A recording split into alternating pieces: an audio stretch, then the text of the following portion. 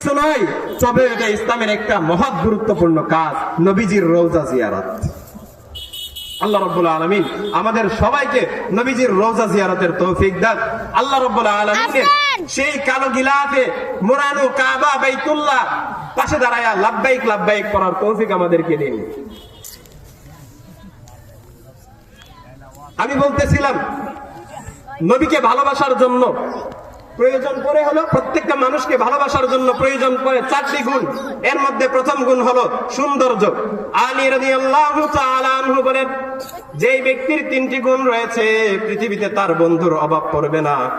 1 নম্বর গুণ হলো যার চেহারা সুন্দর, 2 নম্বর গুণ হলো যার কণ্ঠ সুন্দর, 3 নম্বর গুণ হলো যার হাতের লেখা সুন্দর। তো নবীজি আমার প্রথম যেই গুণটা নবীকে ভালোবাসার জন্য নবীর ভিতরে পরিপূর্ণ সেই গুণটি রয়েছে, জামালিয়াতের সৌন্দর্যের গুণটা নবীর ভিতরে পরিপূর্ণ রয়েছে। এরপরে আসেন কামালিয়াত। আল্লাহ রাব্বুল আলামিন নবীকে এমন ভাবে পরিপূর্ণ করেছেন। আমার ভিতরে কিছু কমতি আছে। কেন আমার ভিতরে কমতি? কারণ আমি মার গর্ভ থেকে পৃথিবীতে এসেছি, প্রথম কথা বলতে পারি না, মার জবান থেকে সব কথা শিখি, আস্তে আস্তে করে অক্ষর জ্ঞান আমার নাই। এই জন্য আমার শিক্ষকের প্রয়োজন পড়ে। এজন্য আমার কিসের প্রয়োজন পড়ে? শিক্ষকের প্রয়োজন পড়ে। কিন্তু আমার নবীকে আল্লাহ রাব্বুল আলামিন এমন ভাবে প্রেরণ করেছেন, নবীজির পবিত্র জবানে ঘোষণা করে দেন, বুইস্তু মুআল্লিমান, আমি পৃথিবীতে শিক্ষক হিসেবে এসেছি। শিক্ষকের মধ্যে কমতি থাকে না, শিক্ষকের ভিতরে আদবে, আখলাকে, জ্ঞানে, গরিমায় সব দিক থেকে পরিপূর্ণ থাকে। এজন্য নবী আমার উম্মি নবী, নবী দুনিয়ার কারো কাছে ছাত্র হয় নাই। নবী আমার দুনিয়ার কারো কাছে ছাত্র হয় নাই। তাহলে বোঝা গেল নবীজির ভিতরে পরিপূর্ণতাও রয়েছে, কামালিয়াতের গুণটাও রয়েছে। এবার আসেন ইহসান। ইহসান কি? আমি আর আপনার উপরে বলে এখন যদি বলা শুরু করি নবীজির দয়া আপনার উপরে কতটুকু বলে শেষ করা সম্ভব না। কারণ আমার আল্লাহ মহাগ্রন্থ আল কোরআনে ঘোষণা করে দিয়েছেন, ওয়ামা আরসালনাকা ইল্লা রাহমাতাল লিল আলামিন। নবী মুহাম্মদ, আমি আপনাকে পুরা জগৎবাসীর জন্য রহমত স্বরূপ নাজিল করেছি। নবী আমার কি? রহমতের নবী, দয়ার নবী। যখন রোজ হাসরে সবাই ইয়া নফসি ইয়া নফসি বলে চিল্লাচিল্লি করবে, তখন নবী আমার ইয়া উম্মতি বলে ডাকতে থাকবে। কিয়ামতের মাঠে যখন সমস্ত মানুষ পেরেশান হয়ে যাবে, বিচার মজলিস কায়েম হয়ে যাওয়ার জন্য, নবী আমার সুপারিশ করে কিয়ামতের বিচার কার্য ফায়সালা করার জন্য আল্লাহর কাছে সুপারিশ করবেন। দুনিয়াতে থাকা অবস্থায় কত বড় রহমত আপনি চিন্তা করে দেখেন। আল্লাহ রাব্বুল আলামিন নবীর উপরে ঘোষণা করেছেন, ওহী নাযিল করে বলেছেন, মানুষদের মাঝে দুনিয়াতে দাওয়াত করে দাও, ইসলামের কালিমার দাওয়াত দিয়ে দাও। নবী দেখেন একজন আবু জাহেল নবীর কত বড় দুশমন, উতবা সাইবা তারা নজর বিন হারিস কত বড় খারাপ লোক, তাদের প্রতি নবীর কত বিদ্বেষ থাকা দরকার। আল্লাহর নবী বারবার দাওয়াত দেয়, তারা দাওয়াত গ্রহণ করে না, নবীর উপরে আঘাত করে। তারপরে নবীজি তাদের কাছে দ্বীনের দাওয়াত নিয়ে যায়। কেন জানেন? তারা তো আমার উম্মত, তাদের কাছে যদি দাওয়াতটুকু আমি না পৌঁছাই, তারা যদি জাহান্নামী হয়ে যায়, আমার উম্মত জাহান্নামে চলে যাবে। বলেন এবার আমি আর আপনি যদি জাহান্নামে চলে যায়, আমার নবীর কিসের ক্ষতি? বলেন, আমি যদি জাহান্নামে চলে যাই, আপনার কিসের ক্ষতি? নবীর কিসের ক্ষতি? আল্লাহ রাব্বুল আলামিন নবীর মনের ভিতরে এমন মায়া ঢুকায় দিয়েছেন উম্মতের জন্য। প্রত্যেকটা মা বাবা যেমন মরে গেলে পরে তাদের সন্তানেরা কি খাইবে, কিভাবে থাকবে, কিভাবে পড়বে, কিভাবে বলবে, এই জিনিসগুলা চিন্তা ফিকির করে দুনিয়াতে সয় সম্পত্তি উপার্জন করে রেখে যায়। সব সম্পদ তো আর মা বাবা খেয়ে যেতে পারে না।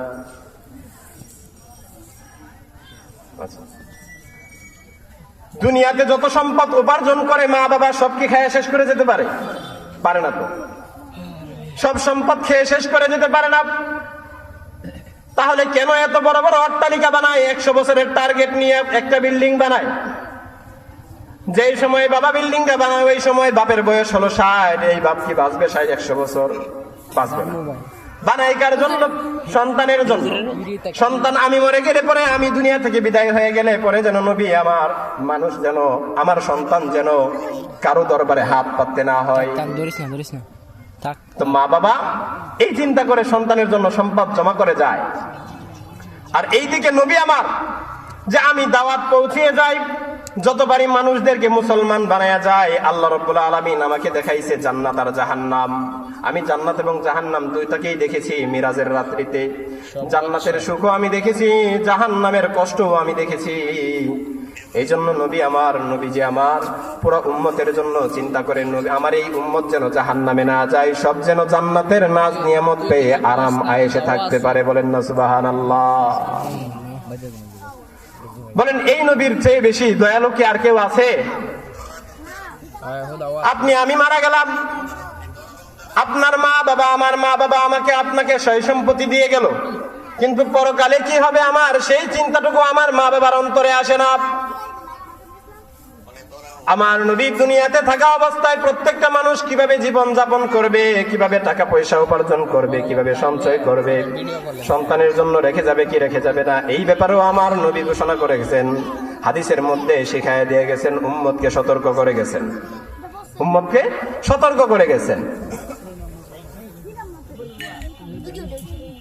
তো নবীজি দুনিয়াবি সবকিছু যেমন শিখাইলেন, আখিরাতের চিন্তা করে সমস্ত মানুষের কাছে, দুনিয়ার সমস্ত মানুষের কাছে আখিরাতের চিন্তা ফিকির ঢুকায় দিয়ে গেছেন। জান্নাতে কিভাবে যাওয়া যায়, জান্নাতের লোভ মানুষের অন্তরে ঢুকায় দিয়েছেন। এজন্য বলেন নবীর চেয়ে দয়ালু নবী আর কেউ কি আছে? তো এই নবীকে যদি ভালো না বাসি আর কাকে ভালোবাসবো? এরপরে হলো 4 নম্বর কারণ নবীকে ভালোবাসার, করাবাতের আত্মীয়তা সম্পর্ক। বলেন নবীজির চেয়ে আর আত্মীয়তার সম্পর্ক কেমন হতে পারে? নবীরা মরে গেলে পরে নবীর সম্পত্তির ওয়ারিস তার সন্তানেরা হয় না। আমার নবীজির ও সম্পদের ওয়ারিস আমার এই নবীজি সাল্লাল্লাহু আলাইহি সাল্লামের সন্তানেরা পায় নাই। পুরা উম্মতকে দিয়ে গেছেন, বাইতুল মাল অধিকারী হয়ে গেছেন। নবীজির সম্পদের ওয়ারিস পুরা জাহানের মালিক, পুরা জাহানের সমস্ত মানুষেরা হয়ে গেছে। সেই নবীকে স্বপ্নে দেখার ইচ্ছা জাগে না? সেই নবীকে, সেই নবী যেই জায়গায় শুয়ে আছে সেই জায়গায় যাওয়ার ইচ্ছা জাগে না? কার কার জাগে? একটু আল্লাহকে দেখায় দেন। আল্লাহ রাব্বুল আলামিন আমাদের সবাইকে সেই নবীজির দেশে যাওয়ার তৌফিক দান করুন। নবী নবী করে আর কত কাল আমি কাঁদবো, নবী নবী করে আর কত কাল আমি কাঁদবো। আপন নয়নে কবে জানি, আপন নয়নে কবে জানি প্রাণ প্রিয় নবীকে দেখবো। নবী নবী করে আর কত কাল আমি কাঁদবো। কেঁদে কেঁদে বুকের মাঝে হয়েছে নদী, সেই কাঁদনে কবে জানি হবে সমাধি।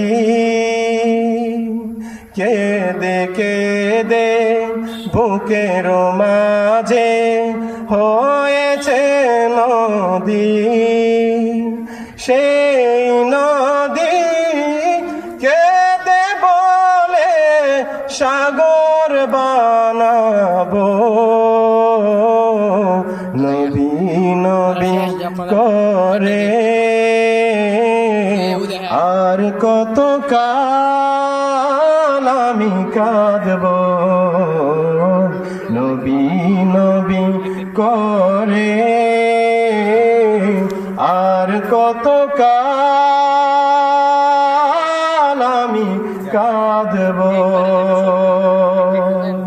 আল্লাহ রাব্বুল আলামিন আমাদের সবাইকে নবী প্রেমে প্রেমিক হওয়ার তৌফিক দান করুন।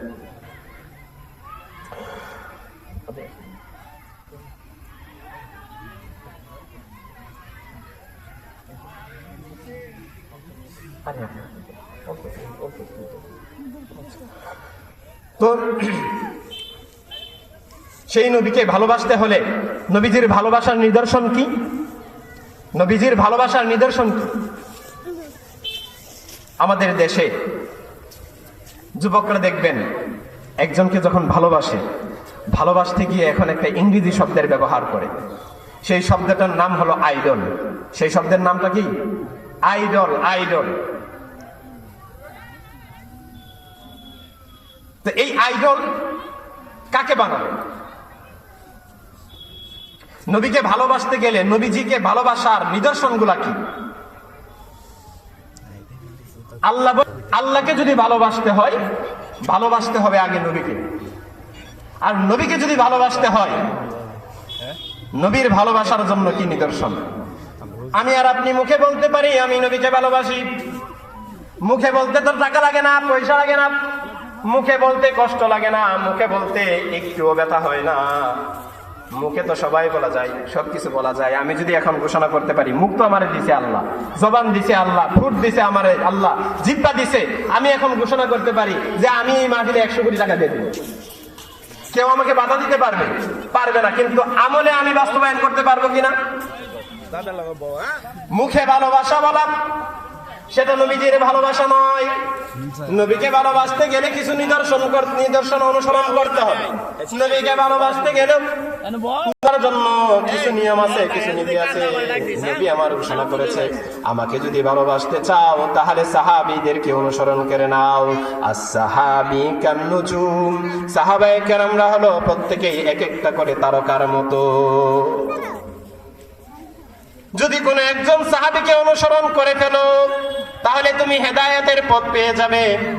নবীজি যদি সাহাবীদেরকে মহব্বত করলে, সাহাবীদের পথ অনুসরণ করলে, সাহাবীরা যেইভাবে জিন্দেগি জীবন যাপন করেছে সেইভাবে যদি চলাফেরা করা হয়, নবী আমার বলে, তাহলে আমার দেখানো পথেই তোমার চলা হয়ে যাবে। বলেন না সুবহানাল্লাহ।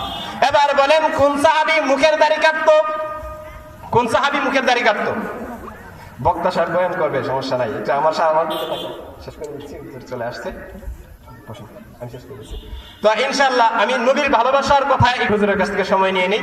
নবীকে ভালোবাসতে গেলে সাহাবীদের অনুসরণ করতে হবে। এবার আপনারা এখানে বসে বলেন, কয়জন সাহাবী দাড়ি কাটতো? কয়জন সাহাবী? একজন সাহাবী দেখাইতে পারবেন দাড়ি কাটতো? একজন সাহাবী নামাজ ছাড়তো? একজন সাহাবী সুদ খাইতো? একজন সাহাবী ঘুষ খাইতো? একজন সাহাবী মিথ্যা কথা বলতো?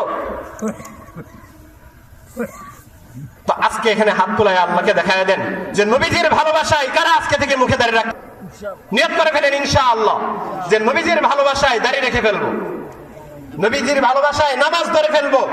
পড়বেন তো সবাই ইনশাআল্লাহ নামাজ? নবীজির ভালোবাসায় মিথ্যা কথা ছেড়ে দিব ইনশাআল্লাহ। রাব্বুল আলামিন আমার এই যুবক বৃদ্ধ বাবারা এবং ছোট ছোট মাসুম বাচ্চাদেরকে কবুল করুক, আজকের এই মাহফিলকে কবুল করুক। আওয়া আখির দাওয়ানা আলহামদুলিল্লাহি রাব্বিল আলামিন।